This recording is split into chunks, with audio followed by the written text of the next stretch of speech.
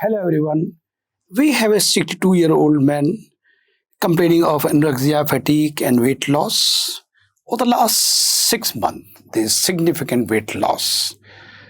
He smoked one packet of cigarette per day for 40 years. Oh, heavy smoker in the past, but not the moment. Well, when we examine the car, there's a deep palpation in the mid-epigastric pain. It's mildly tender, not very much. Sclera or icteric jaundice is there. Well, as far as lab reports are concerned, if you go for liver function test, bilirubin level is increased, alkaline phosphorus is increased. Rest all the reports are almost in the normal range. Okay, normal range. An abdominal ultrasound demonstrated mild dilatation of the common bile duct. What the next best step in the management of this patient condition? The answer to this question is abdominal CT scan. But before I proceed further, this is something they talked about, anti-mitochondrial antibodies are negative. Stop the video, write down the answer. What is the significance of this line that anti-mitochondrial antibodies are negative in this case? What is the significance of this line? Well, I'm sure by now you've written the answers. Answer is anti-mitochondrial antibody, they are positive in primary biliary cirrhosis. And in that case also jaundice is there or ALP level are increased like in this particular case.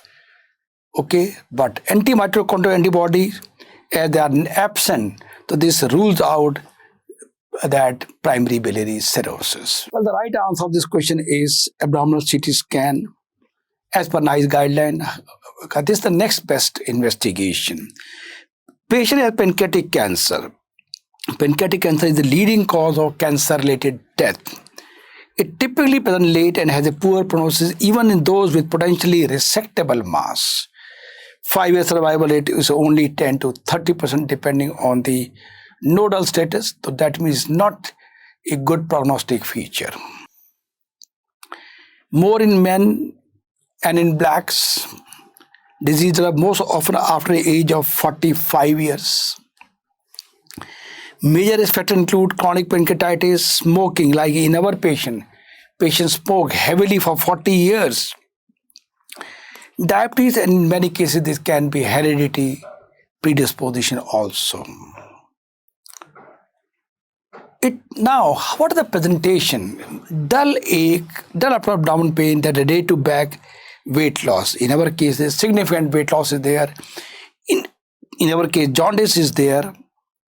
Okay, and dull ache pain is there in our case also.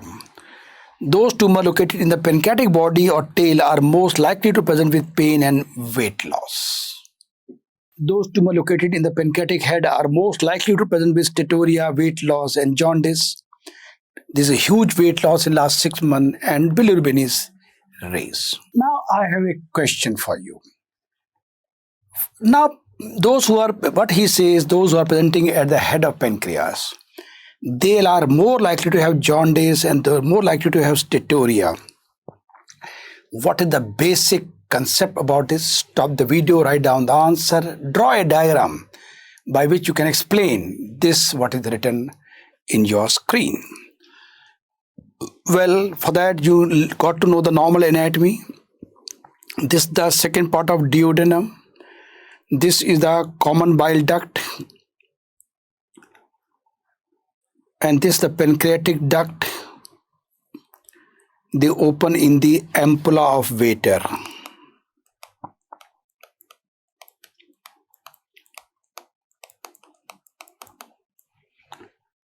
Okay. This is the common bile duct. This is the pancreatic duct. Now, if there is a cancer in the head of pancreas like this will be blocked. So definitely pancreatic juice will not be able to enter the duodenum, and that will lead to steatorrhea. And steatorrhea will lead to weight loss.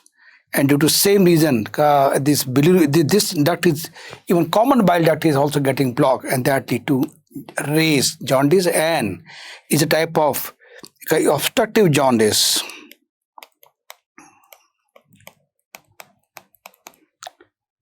Okay, obstructive jaundice. So ALP is also raised. This is the reason. Physical examination is always unremarkable. Aside from jaundice, abdominal mass or ascites is there only in 20% cases. Okay. Now the classical finding include non-tender but palpable gallbladder at the right costal margin in a jaundice patient. This is one of the classical feature which indicate CA head of pancreas. This is known as Kurweiser sign. Left supraclavicular lymph node which is known as Virchow node, okay, in a patient with metastatic disease can be there, right? So Virchow group of lymph node and the Kurweiser sign are the two. At least this is one of the most definite finding that we get in case of pancreatic cancer. Now look into this. This is the, what we can say, well, this is the blockage is there. This is the gallbladder. This is a blockage by the head of pancreas. Now you can see the gallbladder is enlarged and tender. Okay. Of course, this is the due to all pancreatic duct blockage. So normally, whenever blockage occurs, that lead to gallbladder is small, but it's always, but only condition where gallbladder is enlarged with the blockage of the pancreatic duct is, and of course, this pancreatic tumor will block the common bile duct also, but this gallbladder enlarged. This is so-called Kurweiser sign. Well, this can be seen here also. Okay, just give an idea regarding Kurweiser sign. It is a specific sign in abdominal examination. Palpable gallbladder and jaundice. If you are getting this is the, so you suspect pathology of pancreatic or biliary neoplasm unless proved otherwise. Just see how important this sign is. Okay, you can see lovely picture, carcinoma head of pancreas, and this is blocking the duct, and you can see the gallbladder is such distended gallbladder is there. Well, it's a beautiful, just see, Kurweiser gallbladder, enlarged, palpable, non-tender gallbladder with jaundice, associated with cancer head of pancreas. Lovely picture. I think you will not forget. Regarding supraclavicular lymph node, these are getting enlarged, so-called Virchow group of lymph nodes. Lovely picture. You can see it's enlarged lymph node are there. This is a much better picture. Laboratory evaluation pancreatic cancer typically demonstrate increased bilirubin and ALP. Both are increased, as I mentioned in the previous slides also. In our case also, bilirubin is raised and ALP is raised. But remember, SGOT, SGPT, they are in the normal range. Abdominal ultrasound usually initially imaging performed with jaundice. That is typical for any case of jaundice. When ultrasound is non-diagnostic, as in this case, the next step is to obtain abdominal CT scan. That's why abdominal CT scan is the right answer. This modality is a sensitive and specific 85 to 90 and 90 to 95 for assessing pancreatic cancer. Commonly, CT scan is effective in detecting bile and pancreatic duct dilatation, mass lesion with pancreas, and indication of extrahepatic. So by and large, this CT abdomen is one of the best investigation for any pancreatic pathology, including acute pancreatitis also. Well, this you can see, lovely picture mentioning about the carcinoma pancreas. Look into this. Now let's look into other option. ERCP is an excellent tool in diagnosis of pancreatic cancer with a sensitivity and specificity of 90 to 95%, but it's an invasive procedure. Is reserved for those patients who have already undergone diagnostic ultrasound and non-diagnostic CT scan. So ERCP is not the first investigation. It can be done as an add-on investigation, but not the first.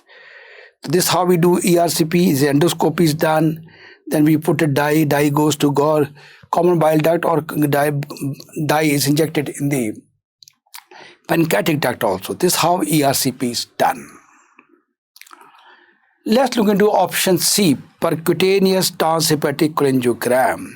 Again, an invasive procedure in which needle is inserted into dilated bile duct and contrast material is injected in the bile duct to give opacification.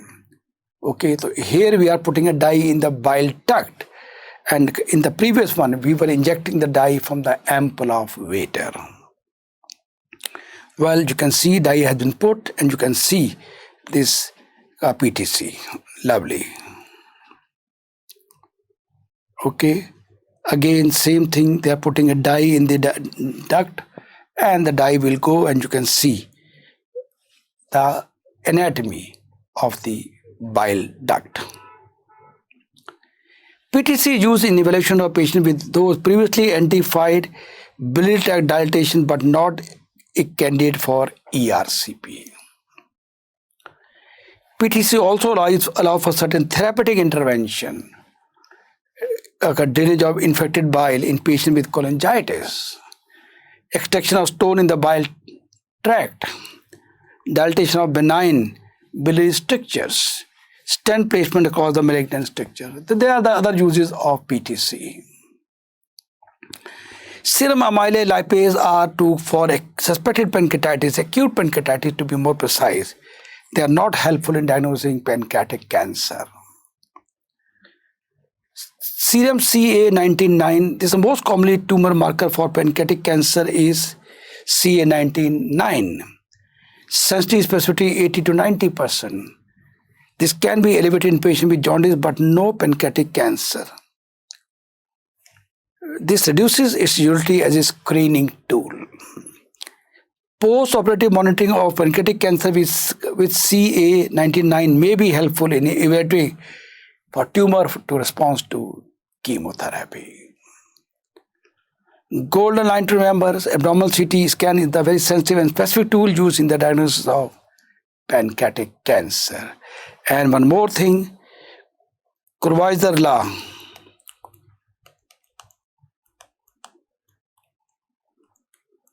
is almost synonymous with pancreatic cancer.